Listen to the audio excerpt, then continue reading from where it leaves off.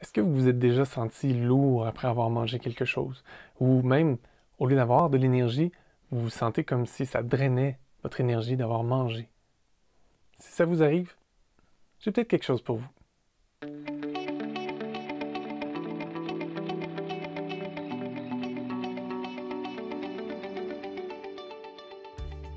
Bonjour, ici Daniel Desjardins, le créateur de l'Alchimie du cœur et le canal des Guides de l'Unité.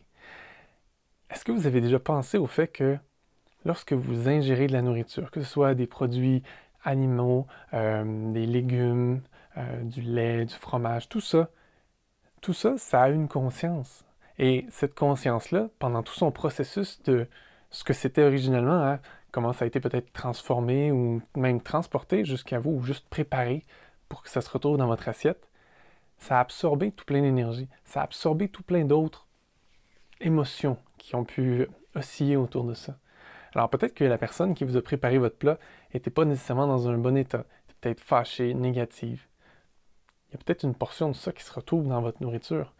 Bien plus loin que ça, est-ce que si c'est un animal ou même une plante, est-ce que ça a été aimé? Est-ce que ça a été cultivé ou nourri avec amour, avec affection, ou ça a été fait de façon machinale, euh, industrielle et très ascète? Est-ce que votre nourriture a souffert pendant sa création, pendant tout son processus, jusqu'au jour où elle se retrouve dans votre assiette? Ben, si oui, il y a des chances qu'il y ait un peu de ça qui soit imprégné dans votre nourriture.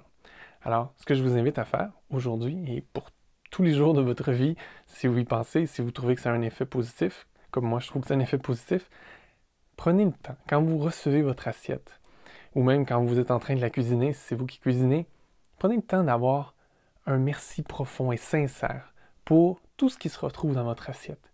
Prenez le temps d'avoir de l'amour pour tout ça. Pas un amour conditionnel, pas un amour mental, mais vraiment un amour profond, un amour que vous laissez couler à partir de votre source, à travers votre cœur, pour toute cette nourriture-là qui va vous nourrir.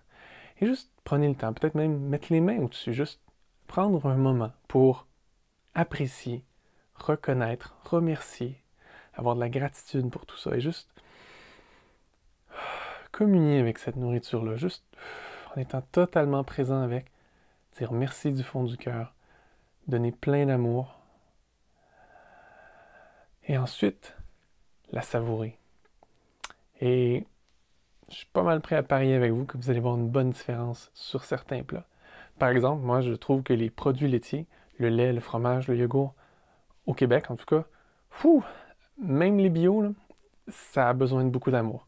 Quand on prend le temps vraiment d'être au-dessus, c'est comme si on permettait à tout ce qu'il y a eu de souffrance, toutes les lourdeurs de s'en aller, disparaître, être transmuté. On fait de l'alchimie. Ben, même chose avec certains légumes, certaines viandes, selon comment elles ont été traitées dans leur vie. Il reste toujours des résidus de stress, de traumatisme.